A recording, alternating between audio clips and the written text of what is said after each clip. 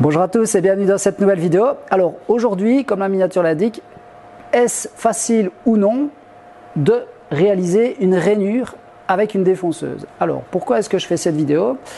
Hier, Ethan a réalisé ce magnifique compas à verge avec une rainure ici au centre de la partie fixe, d'accord? Vous verrez une vidéo sur la réalisation du compas à verge.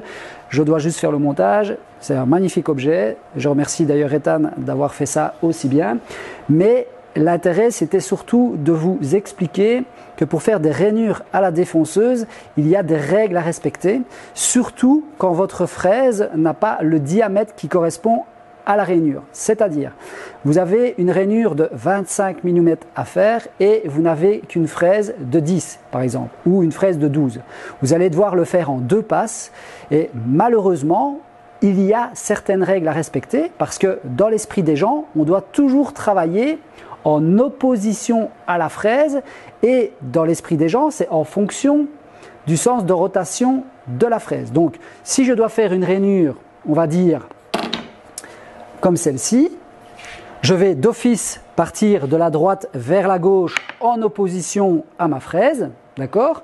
Et puis, je dois faire ma deuxième passe de largeur, je vais retourner ma pièce ou je vais changer la position de mon guide par rapport à ma défonceuse et je vais faire ma deuxième pièce. Donc, on va faire l'essai.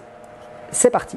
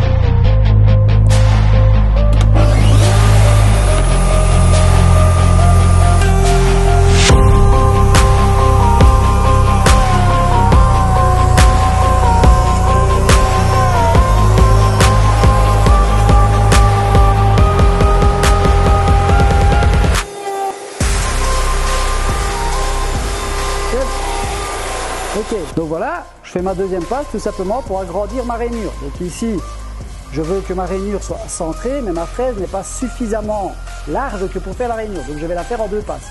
Ok, rien de bien compliqué jusque là. Allez, c'est parti.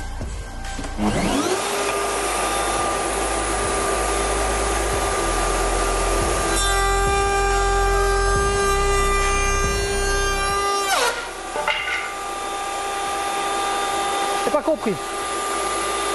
Qu'est-ce qui s'est passé?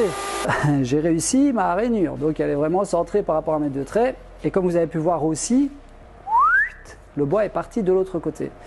Alors pourquoi est-ce que je fais cette vidéo? Tout simplement parce que je vais vous expliquer qu'une rainure à faire à la défonceuse, à la toupie, à la scie à format, à la scie circulaire, il y a des règles à respecter. Pourtant, comme vous avez pu voir, j'ai travaillé en opposition d'une manière naturelle, c'est-à-dire de la droite vers la gauche, et pourtant mon bois est parti. Pourquoi? Je vais vous expliquer tout ça. Comme vous avez pu voir, j'ai simulé un genre d'accident. Je vais vous mettre d'ailleurs 2-3 images. On avait quand même prévu un dispositif, hein, je savais un petit peu ce qui allait m'arriver. Alors pourquoi est-ce que j'ai fait cette petite démonstration? C'est pour montrer à Ethan qu'il y a des règles à respecter. Je me permets aussi de faire cette vidéo parce que Marc se rappellera, m'avait envoyé un message à travers Messenger pour m'informer qu'il avait eu un problème, exactement la même chose. Il a voulu faire une rainure en deux passes et son bois est parti et a percuté la porte de son garage. Donc Marc se rappellera, qu'il n'hésite pas à mettre un petit commentaire sous la vidéo, ça me fera plaisir et ça permettra aussi de crédibiliser mes propos puisqu'apparemment certaines personnes ont tendance à croire que je mens sur ce qu'on me dit. Donc voilà, Marc, je compte sur toi. Ici, donc, qu'est-ce que j'ai fait? J'ai fait une première passe en effet en opposition, mais j'ai repris de la matière complète. Donc ma fraise était en totalité dans le bois. Par contre, ma deuxième passe, en retournant mon bois, et c'est là toute la subtilité, c'est qu'en retournant mon bois, la matière qui devait être reprise est prise en avalant. C'est-à-dire, je vais faire une première rainure et je vais vous montrer. Pour vous montrer que je ne triche pas, donc c'est la même pièce. Je vais faire ma rainure en dessous, tout simplement. Je suis donc bien en opposition, c'est-à-dire que les couteaux, le plat des couteaux sont face à moi et la fraise tourne dans ce sens-ci. D'accord ? Elle tourne dans le sens anti-horaire. D'accord ? Donc anti-horaire, c'est dans le sens inverse des aiguilles d'une montre. Tu le savais, Ethan? Donc, ma fraise, ma première rainure.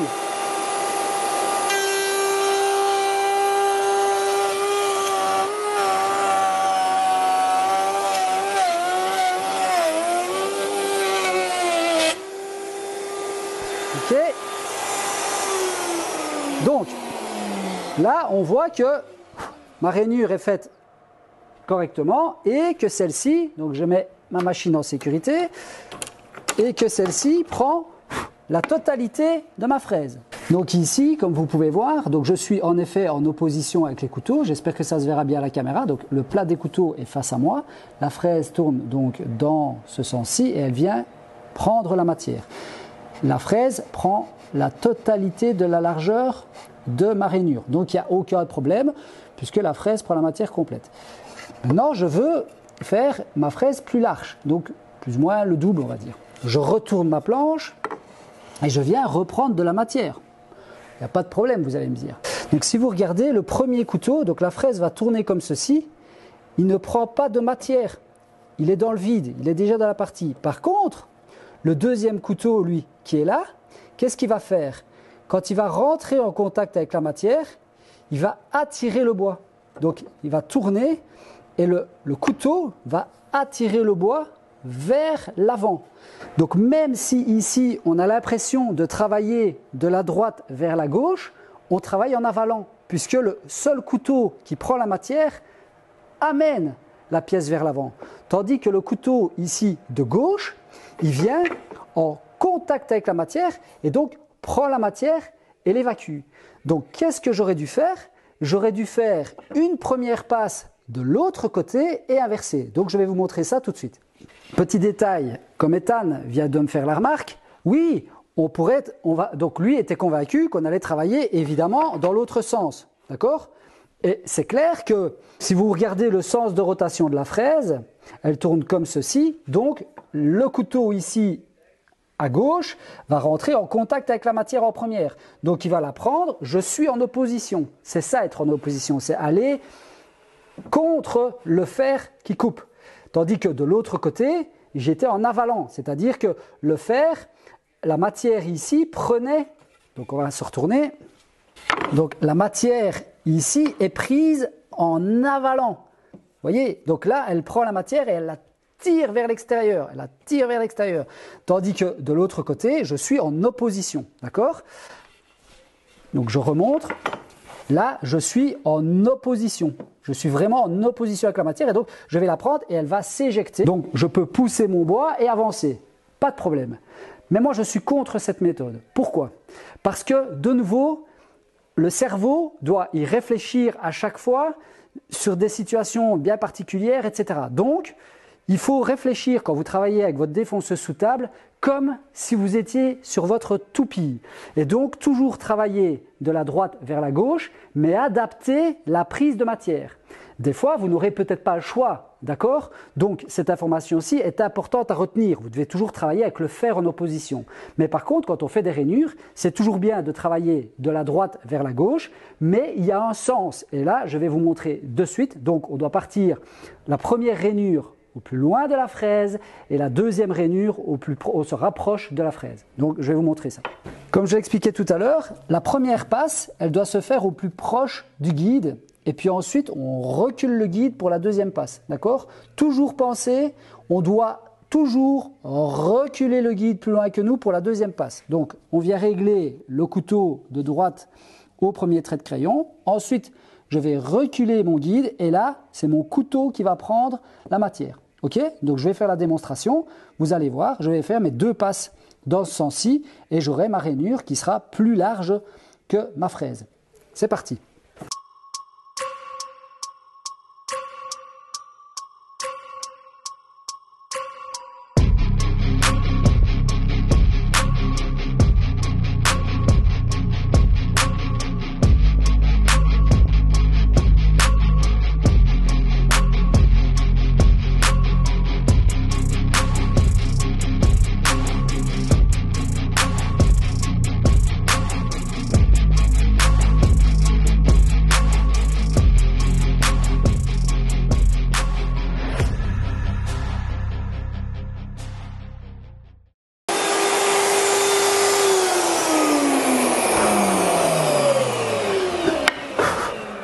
Donc, on voit bien maintenant, donc la machine est en sécurité, je vais relever mon truc.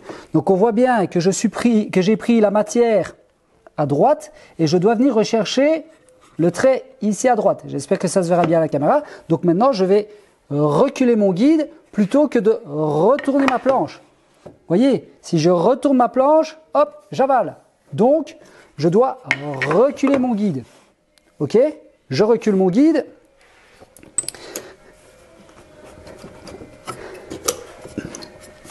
Je viens m'aligner à mon trait, d'accord? Le premier, c'est juste pour la démo, donc on s'en fout de la précision ici, c'est vraiment pour la démo.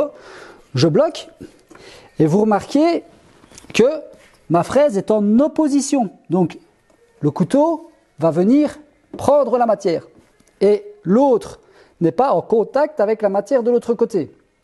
Donc le copeau est libre. Quand on fait une rainure pleine, comme ici la première, comme toute la fraise est prise dedans, il n'y a pas de risque. Mais par contre, quand on fait la deuxième, il faut bien regarder et bien penser que la première passe toujours au plus loin et puis on repousse le guide. Toujours penser à ça. Démonstration.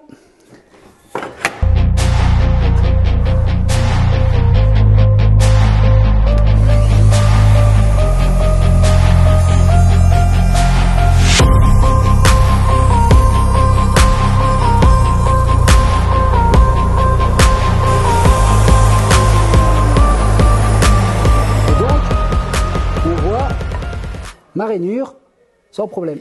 Première passe, le guide à gauche et on repousse toujours le guide. Donc toujours bien penser, la première passe au plus loin, la deuxième passe, on recule le guide. Quand on a retenu ça, on n'aura jamais de blague. Mais pensez-y, et je vous dis, j'ai eu beaucoup de messages de ce style-là, et Ethan, pourtant qui fait ses études de la menuiserie et donc qui connaît le principe a priori du travail de la fraise, hier, repartait, il fait sa première rainure, il reprend son bois, il reprend sa fraise de l'autre côté et il refait sa rainure. Or, il aurait dû avancer, décaler et revenir pour que la fraise soit en avalant. Et ça, je vais vous montrer tout de suite pour que vous compreniez le principe. C'est important de comprendre ces principes de base quand on travaille à la défonceuse. Je sais qu'il existe beaucoup de vidéos d'explication du sens, de rotation, etc. Mais les défonceuses sous table, les gens considèrent que c'est un outil moins dangereux que la toupie. Je l'ai dit à Ethan et je le dis beaucoup en vidéo. Pour moi, l'outil le plus dangereux, c'est celui-là. C'est la défonceuse sous table parce que c'est petit, tout le monde pense que c'est facile, tout le monde pense que c'est moins dangereux, etc. avec les fraises à roulement. N'oubliez jamais une chose, c'est qu'une fraise de toupie, c'est tenu par un boulon. Donc c'est une vis qui est maintenue dans l'arbre. D'accord? Donc il faut vraiment avoir beaucoup de paramètres qui font que on n'ait pas pensé à le serrer, on n'ait pas pensé à ceci, on n'ait pas mis les guides avant qu'on ait une blague. Tous les accidents qui arrivent à la toupie, c'est souvent des fautes de l'utilisateur en relevant sa fraise au moment, en voulant aller vite, etc. Mais si on est concentré qu'on le fait, il n'y a pas de problème. Par contre, la défonceuse sous table, c'est tellement petit que tous ces petits détails-là, on a tendance à ne pas y faire attention et c'est là que les accidents arrivent. D'autant plus que la fraise, elle n'est tenue que par une pince. C'est une pince qui tient la fraise, contrairement à une toupie où c'est une vis qui maintient l'outil. Donc c'est 3 fois plus dangereux qu'une toupie. Souvenez-vous-en. Maintenant, on va passer à la même méthode, mais cette fois-ci avec la défonceuse à main levée. Comme ça, vous allez comprendre le principe et j'espère qu'il ne vous arrivera jamais de blague de ce style-là et vous aurez toutes les armes pour réaliser une rainure à la défonceuse en toute sécurité et vous expliquer que finalement, à la toupie, c'est beaucoup plus sécurisant. Allez, c'est parti. Donc là, on vient de voir la situation avec la défonceuse sous table. Maintenant, on va faire défonceuse à la volée. Contrairement à la défonceuse sous table, ici, elle tourne dans le sens des aiguilles d'une montre. Évidemment, on la retourne, elle tourne dans le sens inverse des aiguilles d'une montre. Donc ici, elle tourne dans le sens des aiguilles d'une montre.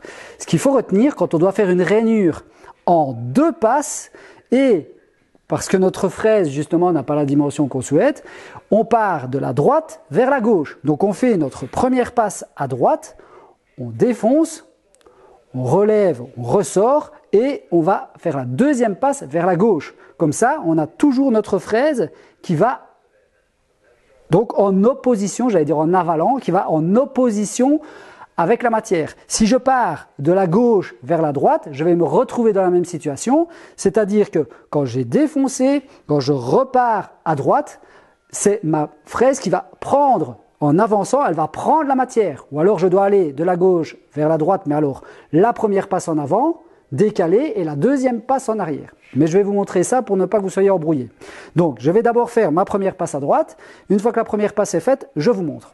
Alors, une chose avant de lancer la machine, retenir à la défonceuse, quand on fait des rainures, peu importe le diamètre de la fraise, on prend toujours 5 mm à la fois. Au-delà, ça ne sert à rien, vous allez faire forcer la machine, vous risquez de brûler, voire pour les petits diamètres de casser la fraise.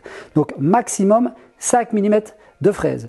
La vitesse de rotation de la fraise jusqu'au diamètre 22, moi je reste à la vitesse maximale. À partir du diamètre 22, je vais commencer à jouer en fonction des différentes matières que je vais devoir usiner. Ça reviendra dans d'autres vidéos. Donc, je fais mon usinage.